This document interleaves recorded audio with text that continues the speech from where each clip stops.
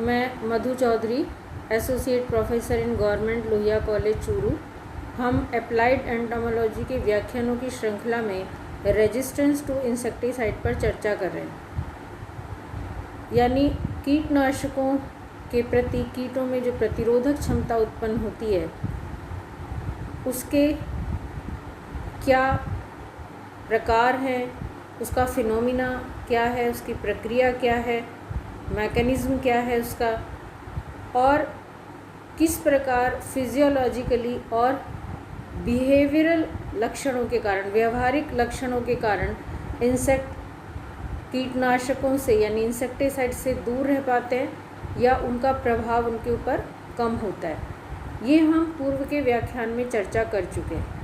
आज हम आर और एस स्ट्रेन के जो इंसेक्ट्स हैं उनमें क्या डिफरेंसेस हैं और इसका जेनेटिक व्यू क्या है इस प्रक्रिया का, और इस समस्या का समाधान क्या है कि इंसेक्टिसाइड्स के अगेंस्ट कम से कम रेजिस्टेंस डेवलप हो इंसेक्ट्स में और ज़्यादा से ज़्यादा प्रभाव लंबे समय तक इंसेक्टिसाइड्स का बना रहे।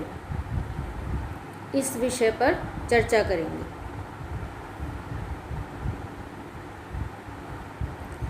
आर और एस स्ट्रेन के जो इंसेक्ट्स होते हैं उनमें कई प्रकार के अंतर पाए जाते हैं, जैसे एनाटॉमिकल डिफरेंसेस होते हैं, बायोकेमिकल डिफरेंसेस होते हैं, उनके लाइफ हिस्ट्री में डिफरेंसेस होता है और वो कितने स्ट्रांग हैं अपनी लाइफ को जीने के लिए, कितने विगर हैं, ये डिफरेंसेस भी उनमें पाए जाते हैं।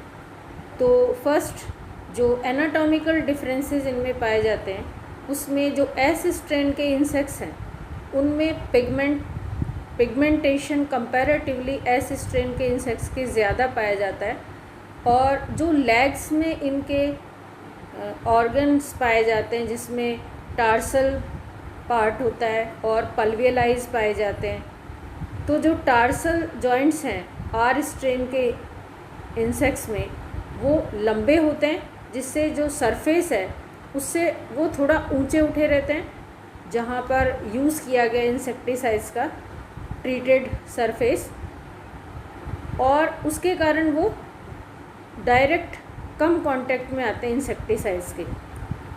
और जो वहाँ पर ब्रिसल्स हेयर हैं वो स्टिफ होते हैं, ज़्यादा थिक होते हैं, ज़्यादा मोटे होते हैं।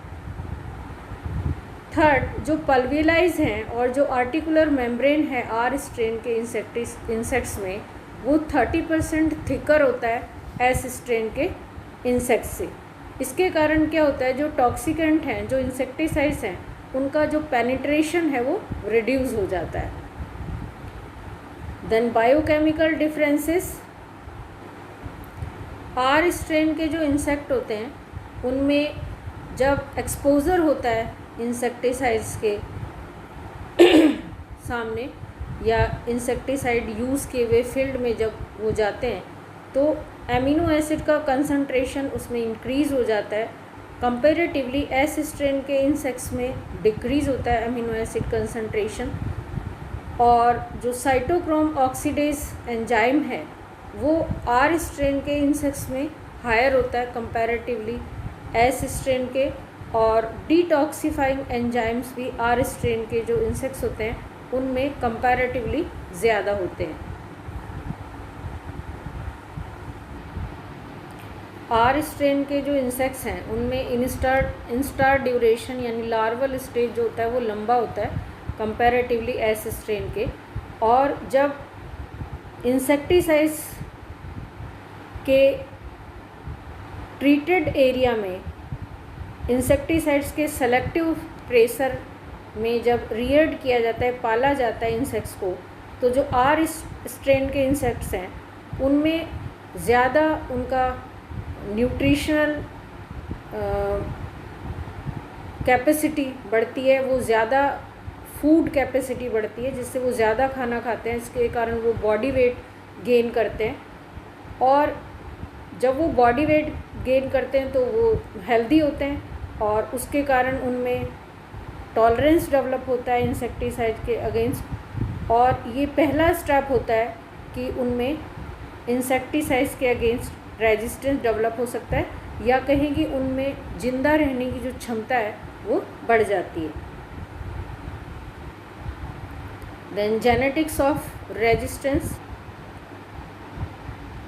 रेजिस्टेंस डेवलप होना इंसेक्टिसाइड्स के अगेंस्ट कुछ हद तक हेरिडिटी कैरेक्टर भी है, या कहीं आनुवांशिक लक्षण भी है जो जीन्स के द्वारा कंट्रोल होता है और मेंडेलियन पैटर्न में एक जनरेशन से दूसरी जनरेशन में इनहेरिट भी किया जाता है। जीन जो कंट्रोल करते हैं रेजिस्टेंस डेवलप होने के कैरेक्टर को किसी भी इंसेक्ट में, वो मोनोजेनिक हो सकते हैं या कहें कि सिंगल हो सकते हैं। मोनोजेनिक रेजिस्टेंस डीडीटी के अगेंस्ट हाउस फ्लाइज में डेवलप होता है, और ये मल्टीपल जीन फंक्शन भी हो सकता है, जैसे कि पॉलीजेनिक रेजिस्टेंस बीएचसी के अगेंस्ट हाउस फ्लाइज में डेवलप होता है। ये जो रेजिस्टेंस डेवलप होता है जीन के द्वारा, ये सेक्स लिंक्ड इनहेरिटेंस में नहीं आता, क्योंकि मेल और फीमेल दोनों ही प्रकार के जो सेक्स हैं उनमें रेजिस्टेंस डेवलप करने की क्षमता लगभग बराबर होती है। जब एक्सपोज़र मिलता है इंसेक्टिसाइड के ट्रीटेड एरिया में तो ये जीन एक्टिवेट हो जाते हैं और जो साइटोप्लाज्मिक ऑर्गेनल्स हैं उनको रेगुलेट करते हैं कि वो प्रोडक्शन करें डिटॉक्सिफाइंग एंजाइम्स का, कि जो इंसेक्टिसाइड्स इनहेल किए जा रहे हैं इंसेक्ट्स के द्वारा या उनकी बॉडी में एंटर कर रहे हैं उनको डिटॉक्सिफाई किया जा सके या लेस टॉक्सिफाई किया जा सके। और इस प्रक्रिया के दौरान जो इंसेक्ट्स हैं उनकी बॉडी में रेजिस्टेंस डेवलप हो जाता है इंसेक्टिसाइड्स के against. Then solution to the problem of resistance. तो ये जो समस्या है इसको हम किस प्रकार सॉल्व करें कि इंसेक्टिसाइड्स का लंबे टाइम तक प्रभाव बना रहे और इंसेक्ट्स में कम से कम रेजिस्टेंस डेवलप हो। तो ये हम कई प्रकार की प्रैक्टिसेस को यूज़ करके इस समस्या का समाधान कर सकते हैं, जैसे occasional changes of insecticides, use of synergists, use of undetoxifiable analogous mixture and alternations, negatively correlated insecticides का यूज़ करके development of newer insecticides, use of insect pheromones, use of insect hormones और यूज़ ऑफ इंटीग्रेटेड अप्रोचेस। तो इन सारे तरीक़ों से हम काफ़ी हद तक इस समस्या का समाधान कर सकते हैं। Then first occasional changes of insecticides. तो अगर हम एक पर्टिकुलर टाइम के बाद में रोटेशन में इंसेक्टिसाइड्स का अलग अलग प्रकार के या अलग अलग ग्रुप के इंसेक्टिसाइड्स को यूज़ करें तो इस समस्या का समाधान ढूंढा जा सकता है। अगर किसी इंसेक्ट पॉपुलेशन में हमें कुछ डिटेक्शन होता है रेजिस्टेंस डेवलप होने का और हम उसका यूज़ कुछ समय के लिए उस पर्टिकुलर फील्ड में उस जगह में यूज़ करना बंद कर दें और दूसरा इंसेक्टिसाइड यूज़ करें, इस तरह अगर हम रोटेशन में एक के बाद दूसरे ग्रुप के इंसेक्टिसाइड्स को यूज़ करते हैं तो हमें काफ़ी हेल्प मिलती है इस प्रॉब्लम को सॉल्व करने में। Then use of synergist.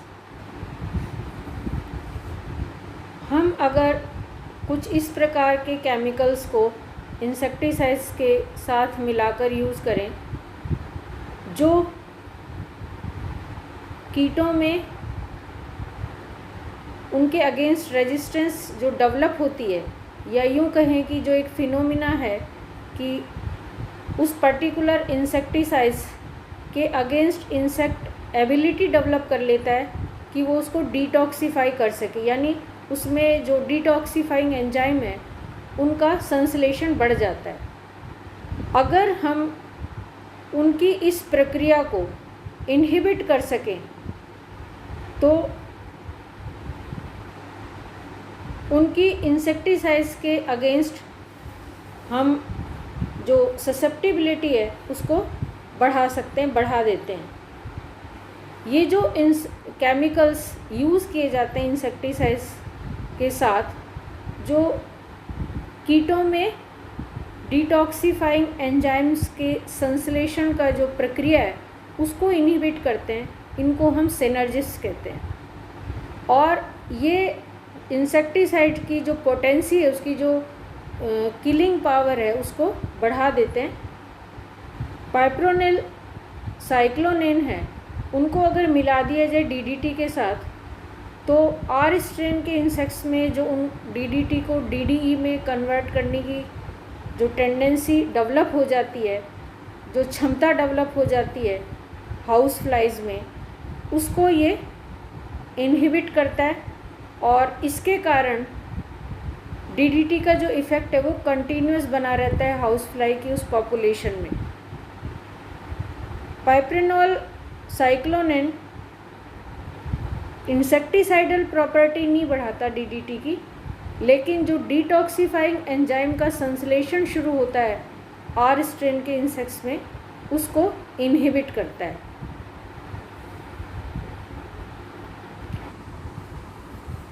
DDT जो एक क्लोरीनेटेड हाइड्रोकार्बन है, उसमें डिटॉक्सिफाइंग एंजाइम्स के कारण जो ये एक HCl ग्रुप रिमूव होता है, उसके कारण ये डीडीटी डीडीई में कन्वर्ट हो जाता है।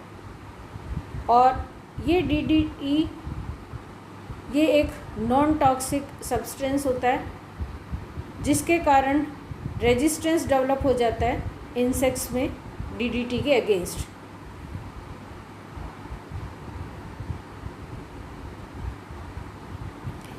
यूएसए के Wisconsin alumni research foundation Wharf ने एक सब्सटेंस डेवलप किया जो एंटी रेजिस्टेंट केमिकल की तरह काम करता है। और ये डिहाइड्रोक्लोरिनेज एंजाइम जो डीडीटी को कन्वर्ट करने के लिए रिस्पॉन्सिबल है डीडीई में, उसको ब्लॉक कर देता है। उसके कारण डीडीटी डीडीई में कन्वर्ट नहीं होता और इंसेक्ट्स में डीडीटी के लिए ससेप्टिबिलिटी कंटिन्यूस बनी रहती है। तो इस तरह के केमिकल्स का यूज़ भी हम कर सकते हैं कि इंसेक्टिसाइड्स के लिए ससेप्टिबिलिटी या उसके प्रति संवेदनशीलता बनी रहे इंसेक्ट्स में। सिनर्जिस्ट के रूप में ऑर्गेनोफॉस्फेट्स, कार्बामेट्स और पायरेथ्रिन के साथ उनके अगेंस्ट रेजिस्टेंस डेवलप ना हो, हम यूज़ कर सकते हैं पाइप्रेनॉल ब्यूटॉक्साइड को। और मेलाथियोन के साथ हम यूज़ कर सकते हैं ट्राइफेनाइल फॉस्फेट और ट्राईब्यूटाइल ट्राईथायोनेट को। और हम जो मेलाथियोन है उसी के साथ यूज़ कर सकते हैं डाईब्यूटाइल कार्बामेट्स को। ऑर्गेनोफॉस्फेट्स के अगेंस्ट ही रेजिस्टेंस डेवलप नहीं हो, इसके लिए हम सिनर्जिस्ट के रूप में यूज़ कर सकते हैं डाईऑक्सीफेनाइल्स को। और कभी कभी लेकिन ऐसा भी देखा गया है कि कुछ सिनर्जिस्ट के अगेंस्ट भी इंसेक्टिसाइड्स के समान ही इंसेक्ट्स में रेजिस्टेंस डेवलप हो जाता है। तो वहाँ हम देखते हैं कि जो सिनर्जिस्ट इंसेक्टिसाइड मिक्सचर है वो कंपैरेटिवली कम इफ़ेक्टिव होता है, जैसा हम उनको जनरली यूज़ करते हैं। इसके अलावा जो ऑर्गेनोफॉस्फेट रेजिस्टेंस डेवलप करने वाले डिटॉक्सिफाइंग एंजाइम्स हैं, उनको इनहिबिट करने में हम यूज़ कर सकते हैं कुछ ऑर्गेनोफॉस्फेट एनालॉगस का, और वो भी काफ़ी इफ़ेक्टिव रहते हैं।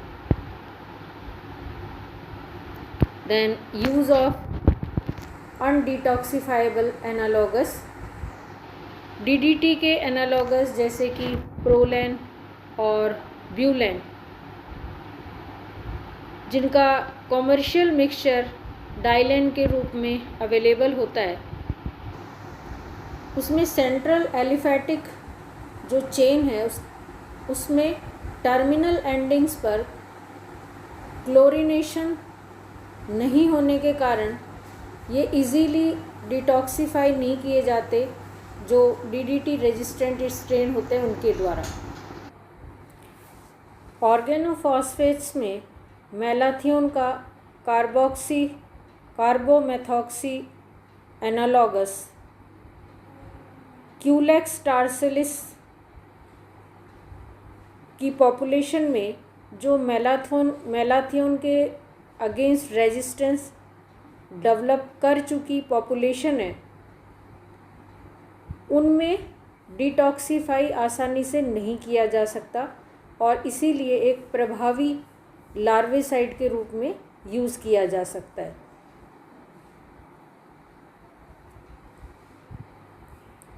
देन मिक्सचर एंड अल्टरनेशंस, दो इंसेक्टिसाइड्स के मिक्सचर को भी हम यूज़ कर सकते हैं, जैसे डीडीटी और बीएचसी का मिक्सचर अगर यूज़ किया जाए मलेरिया के मॉस्किटोज़ के अगेंस्ट, तो जो मलेरिया मॉस्किटोज़ हैं उसमें अलग अलग तरह के जो स्ट्रेन हैं, जैसे बीएचसी के अगेंस्ट जिनमें रेजिस्टेंस डेवलप हुआ है वो स्ट्रेन, और डीडीटी के अगेंस्ट जिस पॉपुलेशन में रेजिस्टेंस डेवलप हुआ है वो पॉपुलेशन, दोनों में अलग अलग इंसेक्टिसाइड इफ़ेक्टिव रहते हैं। जैसे बीएचसी के अगेंस्ट जो पॉपुलेशन रजिस्ट कर गई है उसमें डीडीटी इफ़ेक्टिव रहेगा, और डीडीटी के अगेंस्ट जो पॉपुलेशन रजिस्ट कर गई है उसमें बीएचसी इफ़ेक्टिव रहेगा। लेकिन कभी कभी ऐसा भी होता है कि इस तरह के पॉपुलेशन में इंसेक्ट्स की कम ही समय में भी दोनों जो मिक्सचर हम यूज़ कर रहे हैं इंसेक्टिसाइड्स का, उन दोनों के अगेंस्ट भी रेजिस्टेंस डेवलप हो जाता है। तो हम इन्हें अल्टरनेट या कहें कि रोटेशन में यूज़ करें तो भी कई बार ये ज़्यादा इफ़ेक्टिव होते हैं और सेफ़ भी रहते हैं कि आसानी से उनके अगेंस्ट रेजिस्टेंस कम टाइम में डेवलप नहीं होता। और कभी कभी हम दोनों तरह से भी इनको यूज़ करते हैं, मिक्सचर भी यूज़ करते हैं और दूसरे इंसेक्टिसाइड्स को अल्टरनेशन में या कहें कि एक के बाद एक क्रम में भी यूज़ करते हैं, तो भी ये इफ़ेक्टिव रहते हैं इंसेक्ट पॉपुलेशंस के अगेंस्ट कि उनमें रेजिस्टेंस डेवलप न हो इंसेक्टिसाइड्स के लिए। Then negatively correlated insecticides, negatively correlated insecticides के यूज़ में हम पहले देखते हैं कि अलग अलग तरह के ग्रुप के हम इंसेक्टिसाइड लें। जैसे हम अगर देखते हैं कि एल्ड्रिन जो एक साइक्लोडाइन है, ऑर्गेनोफॉस्फेट्स में जैसे मैलाथियोन है, और डीडीटी जो एक क्लोरीनेटेड हाइड्रोकार्बन है, तो हम देखते हैं कि जो साइक्लोडाइन या कहें कि एल्ड्रिन के अगेंस्ट जिस पॉपुलेशन में इंसेक्ट पॉपुलेशन में रेजिस्टेंस डेवलप हुआ है, जैसे बॉल वीवल है, तो ये साइक्लोडाइन रेजिस्टेंट बॉल वीवल है, तो ये ससेप्टिबल होता है मैलाथियोन के लिए, और मैलाथियोन एक ऑर्गेनोफॉस्फेट है। वो हाउस फ्लाइज जिनमें डीडीटी के अगेंस्ट रेजिस्टेंस डेवलप हो जाता है वो ज़्यादा ससेप्टिबल रहते हैं मैलाथियोन के लिए। मैलाथियोन जो एक ऑर्गेनोफॉस्फेट्स है और डीडीटी जो एक क्लोरीनेटेड हाइड्रोकार्बन है। तो इस तरह के एक दूसरे से नेगेटिवली कोरिलेट इंसेक्टिसाइड्स को अगर हम यूज़ करते हैं तो भी हम इस समस्या को काफ़ी हद तक दूर कर सकते हैं।